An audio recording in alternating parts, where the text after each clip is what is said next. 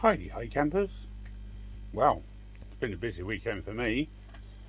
Put a bottom drain in the fry tank, set up the eazypod on gravity fed so that it pumps up back through the shower. So that's a new setup. It's working quite well. A couple of photos and a little video clip to follow.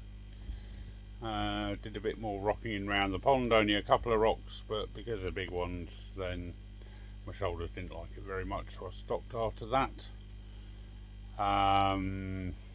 What else have I been up to?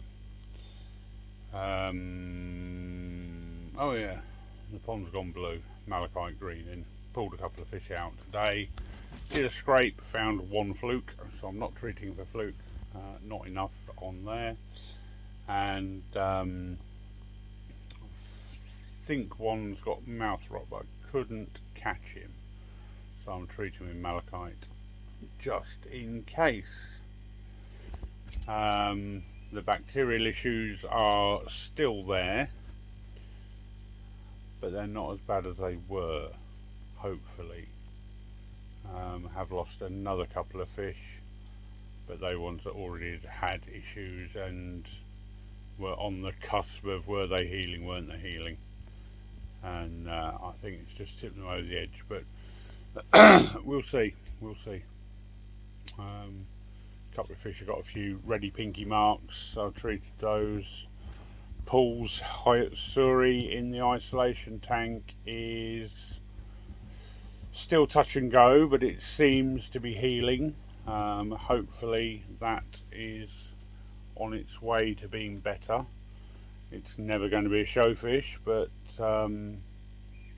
if we can save it, as I said in a live the other day, I don't care about the marks. It's a constant reminder of how well you did to save that fish. I've said my bit on the eazypod. I'm not getting back into that debacle. I'm not going to continue it and carry it on. Suffice to say, if you don't understand flow rates, optimum flow rates for filters and optimum flow rates for ponds, then you need to go and sit down and do some research elsewhere. The two are different things, but the two work hand in hand. Very, very short explanation. If the optimum flow rate for your pond is below the optimum flow rate for your filter, you're on the wrong side.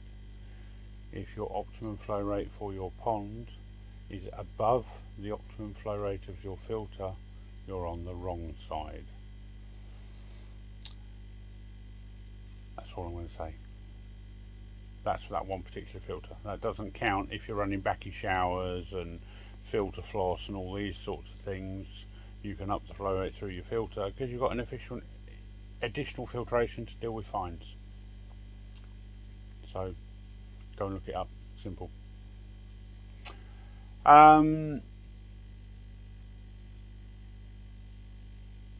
Yeah, business side of things. I'm thinking of doing a little raffle a la Jack the Boulding Reefer, but I'm not going to do a live and do a raffle because I'm not a fan of sitting talking to myself on video for hours on end. I'm alright for 10, 15, 20 minutes, but after that I just get bored of it. I prefer face-to-face interaction rather than talking to myself and reading comments on a screen, to be fair, because I tend to have to read things 2 or 3 times anyway because of the dyslexia. So doing a live stream for me isn't what I want to do. It doesn't really interest me.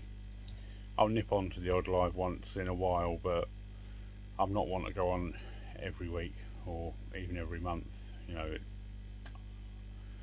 I sit and make these videos in 10 or 15 minutes I have free amongst doing other things, and 9 times out of 10 when the lives are on, I'm putting kids to bed, having my dinner, all that sort of thing. So doesn't really fit in with my agenda to be on live streams. If I'm watching your live, then I'm generally eating at the same time or something like that. So yeah, but I'm thinking of doing a raffle, but the prizes are going to be things like backy shower media, or a very pump 20,000, or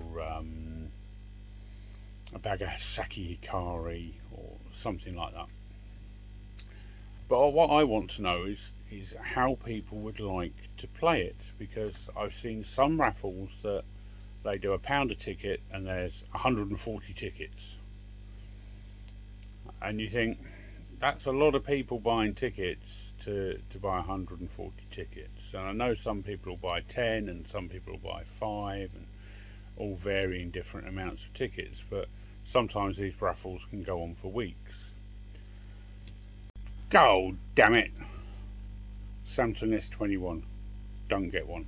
You can't put a memory card in it, and I'm literally forever forgetting to empty the recycle bin. So yeah, I've just done my usual again, run out of memory.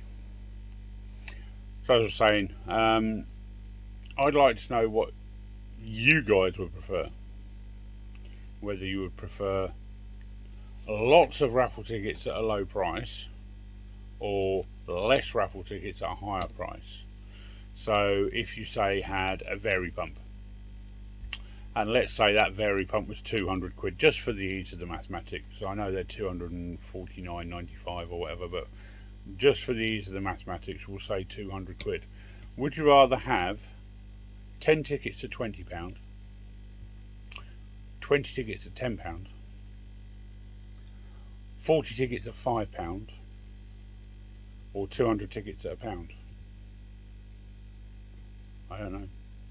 I think with raffles, I think I'd rather have a lower amount of tickets, a higher ticket price, and a better chance of winning. That's my thoughts. So if you had a bag of sake hikari, easy maths again, we'll say 40 quid. Would you want 40 tickets at £1? Would you want, I don't know, 20 tickets at £2? Would you want 10 tickets at £4? Which way would be better for you guys? So leave your comments in the comment box below and let me know what you think would be a better way of doing it. Because I can just go and put there £1 a ticket and put 200 tickets, and people will go, wow, you know, that's going to take a long time to sell 200 tickets. Or I can go and put 10 tickets at 20 quid and go, oh, that's a lot of money for a ticket. So I'd like to know where the general down the middle is. So the more people that can leave me a comment saying high ticket numbers low price, or low ticket numbers high price, or straight down the middle, then I'll be able to work it from there. I'm also going to start doing a product of the week that's been suggested by a couple of people. So there'll be one product, say, says salt meter, and it'll have a £5 off, or a 20,000 vary pump with £25 off, or something like that, just for that 1 week. So suggestions on what you'd like to see as a product of the week. I'll probably do a product of the week tomorrow. I've got a few things to sort out this afternoon. So I'll try and do one tomorrow morning, in amongst the chaos of Monday morning. What else? Nothing really. That's about it. So I will put up a couple of clips of what we've been doing with the fry tank, and what we did with the fry, and a bit of a closer look at some of the fry, who are now getting huge. Oh yeah, even my my Shisui that I bought, who was, I think, 25-30 centimeters, knocking on the door of 40 centimeters now. He's put some right body on as well, so I'll put a quick photo of him up. It's only in an 80cm pan net, but you can guesstimate the size from that. And I'm going to go back out into the pond and move another couple of rocks, I think.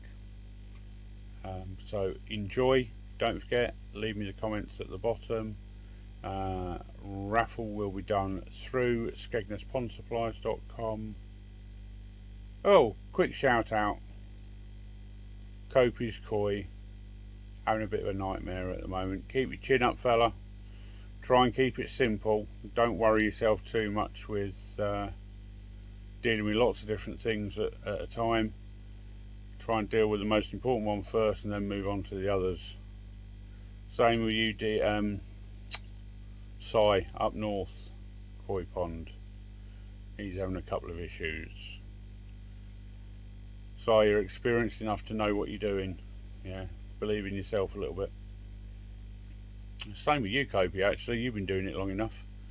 I know we all second guess ourselves, and I do it as much as anyone else, but you know, believe in yourselves, guys. You have the knowledge to do it. You're not an 18-month pond keeper, especially you, Mr. Copey. Yeah, who else can I give a shout out to?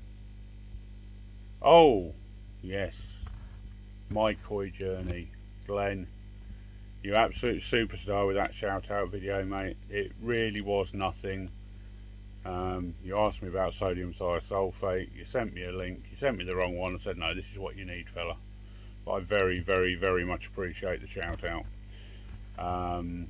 Yeah, that was above and beyond for a quick email, but thank you very much. Anyway, guys, that's enough of the shout outs. I will drop in a couple of clips and then I'll catch you on the next one. Ciao!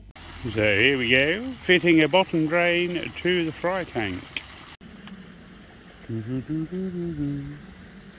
we're going bottom drain, perch line, into the eazypod, up into the backy shower, back into the tank. Well, eventually, when we put the pump on, fill it with water anyway. So that's been our afternoon. Joy. You know what, mate? If we'd have laser leveled that, there's the overflow hole, and that is the level in the eazypod, if you can see it. I don't know if you'll be able to see that there. Yeah, you see it there, look. And that is the eazypod water level. I think we guessed that pretty well for the first time installing an eazypod on gravity fed.